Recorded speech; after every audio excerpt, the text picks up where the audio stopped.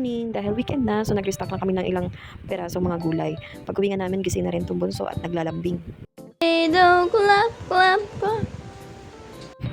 At dahil nga gising na yung baby namin, si daddy na ang nag-asikaso sa mga pinamili namin. Opo, at siya na rin ang naghuhugas. Kami yun ay payakap-yakap lang dyan sa upuan. Pero, gusto talaga ng lambing ng baby na yan. Tumutulong na rin siya.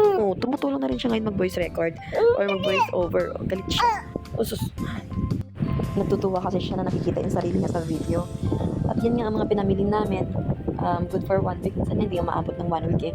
Mas madalas kami bumibili ng isda kasi presko pa dun sa pamilihan. If gusto mo naman ng manok or karning baboy, baka malapit na naman din yung palengke dito sa amin. Pwede mo nang lakarin. So ayun na nga, inutusan ko na si ate na siya na maglagay sa ref para makapagpahinga naman yung daddy niya sa paghuhugas. So hindi naman siya mahirap utusan, kaya ayan, excited naman siya maglagay talaga sa ref ng mga inayos na ng daddy niya. So bago pala namin ilagay yan sa ref, isinugasan muna namin lahat yan. So hanggang dito na lang ating video. Thank you for watching and have a great day. Goodbye. Say bye. Bye. Bye.